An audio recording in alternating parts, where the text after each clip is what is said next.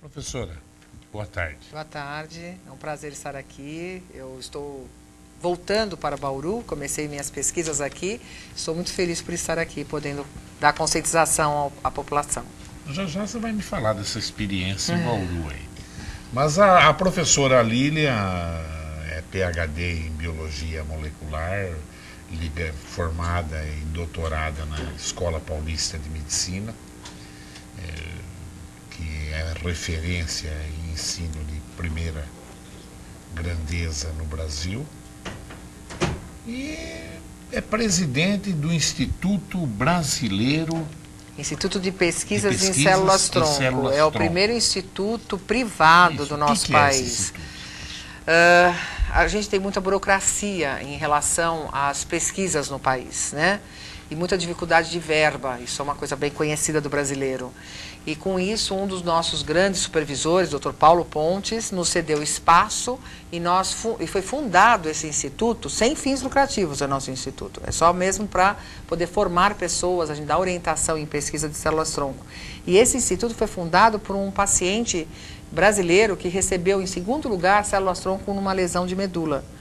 Então foi ele e sua família, em agradecimento a ter recebido as células-tronco na sua lesão medular, ele que quis fundar e me escolheu para ser presidente. Então estamos na luta, é árduo, o senhor pode imaginar, claro, que é a gente fazer pesquisa numa instituição privada.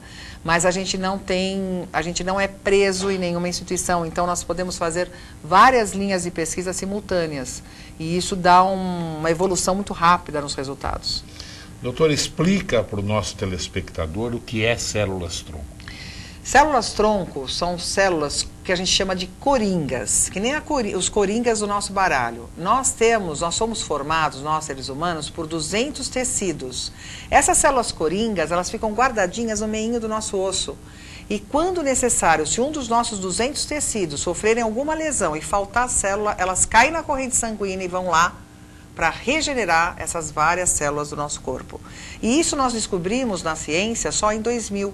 Por isso que deu esse boom na mídia de só se falar em células-tronco. Foi isso que aconteceu, que muitas pessoas não entendem. Por que se fala tanto em células-tronco? Exatamente por termos descoberto que elas são coringas com a capacidade de formar os 200 ou mais tecidos do corpo humano. Quais são as maiores conquistas nesse campo? Desde a década de 60, que já se faz transplante com células-tronco do sangue de medula óssea, que já é bem conhecido na medicina. Na década de 80 já se faz, né, há muito tempo se fez na França, em primeiro lugar, a doutora Eliana Gluckman, se fez o primeiro transplante de medula óssea com células-tronco do sangue do cordão umbilical. Então, quando dizem que eu estou começando isso, não é bem assim, né? Porque desde a década de 80 já tem um menino que recebeu essas células do sangue do cordão umbilical, que estaria morto hoje, e ele passa muito bem, abriu o nosso congresso na França ano passado. Então, essas células, elas estão aí em destaque nas mais de 80 doenças do sangue, já na medicina no dia a dia para transplante de medula. Anemia falciforme, talassemias, anemia de Fanconi, leucemia, linfomas, mielomas, doenças autoimunes, doenças do metabolismo. Eu ficaria aqui muito tempo para falar toda essa lista de doenças. Eu fico muito triste quando eu escuto uma pessoa leiga me dizer só. Nossa, mais de 80 doenças aplicadas já na medicina no dia a dia, no mundo, é muita coisa. Por enquanto, só doenças do sangue ou ela já atua em outras? Na medicina, em doenças do sangue. Mais de 80 doenças do sangue, mas já temos mais de 200 estudos, que é exatamente o que eu faço no Instituto. Teve um recente agora, eu não me lembro. Que são, agora que está apresentando, é para o câncer e também para as doenças da visão. Da visão. Retinose pigmentar e doenças da córnea, que inclusive ele foi meu aluno, o Dr. Rubens Siqueira, que está em São José do Rio Preto. E ele foi aprovado, né, porque nós temos que ser aprovado por várias regulamentações, ele foi aprovado em Brasília para poder aplicar essas doenças já em vários olhos de pacientes, para problemas de visão da retinose pigmentar. Nós temos aí estudos para esclerose múltipla, doenças autoimunes, né, como esclerose múltipla, diabetes tipo 1, toda a gama de doenças do coração, que é o que está mais adiantado. Eu vi uma coisa de Alzheimer, parece. Alzheimer e Parkinson nós estamos estudando, mas ainda temos muito para estudar. Mas eu vi é o que estão se fazendo, estão se fazendo estudos com Parkinson, inclusive nos macacos, e no Alzheimer. Só que até nosso departamento, a doutora Alice, ela é especialista no Alzheimer. O Alzheimer acontece que você pode ter uma melhora, mas aí a doença volta a acontecer. Ela não regride, né? Ela não estaciona. Então, para Parkinson e para Alzheimer, como diz o professor Jeffrey de Harvard, nós temos pelo menos uns 50 anos de estudo. Então, eu sempre peço um cuidado, porque a gente não tem que ser transparente, a gente tem que dar o que é real, né, de perspectiva. Porque eu sei que tem pessoas me escutando e às vezes pode ficar com uma expectativa muito alta. Então, Alzheimer e Parkinson ainda temos muito para estudar. Estamos aplicando? Estamos. Estamos estudando? Estamos. Sempre há esperança.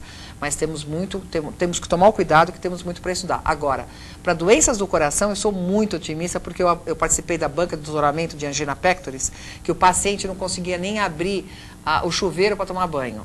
E ele estava com a gente na plateia, que fez parte, né, de um dos pacientes na pesquisa desse médico que eu participei, e passando muito bem com as células-tronco, com uma injeção dentro do seu coração, dentro da cirurgia. Beleza. Então é muito lindo de acompanhar de perto esses casos. Doutor, aqui o telespectador participa com perguntas e já tem 2 perguntas aqui. Pode já. Me fazer, Posso? Pode fazer.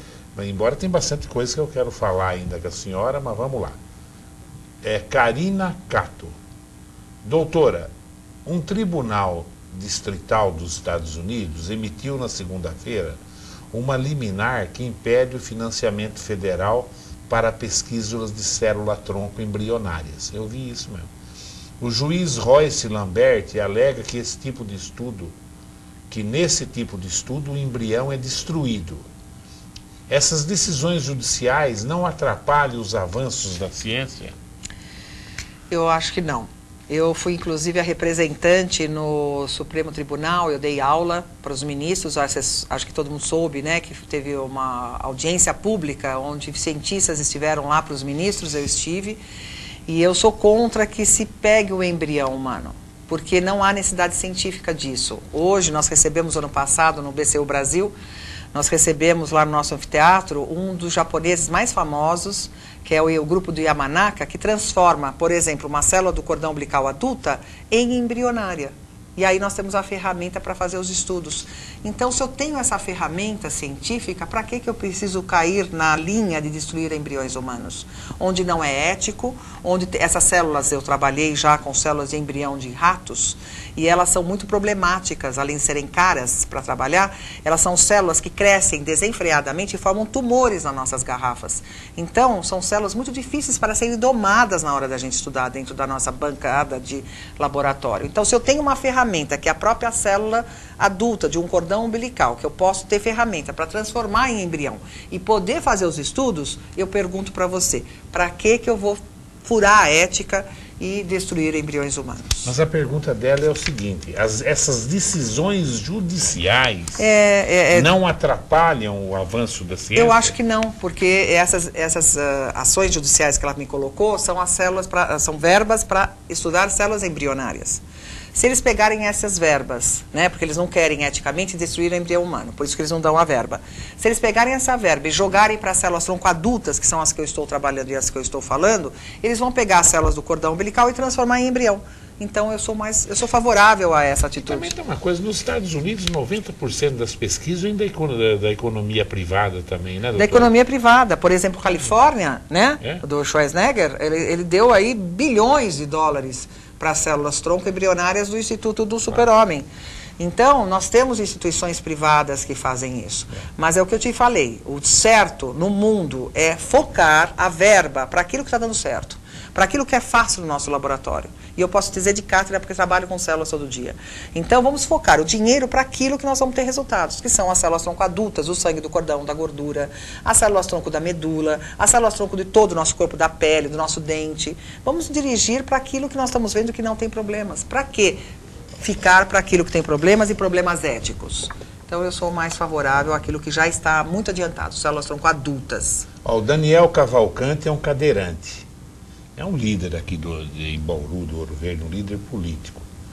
Professor, alguns anos atrás, quando se começou a falar sobre células-tronco, foi uma grande experiência para as pessoas com deficiência. Ele é um cadeirante, ele tem deficiência física. com lesões na medula a voltar a andar. Sou cadeirante e gostaria de saber quais são os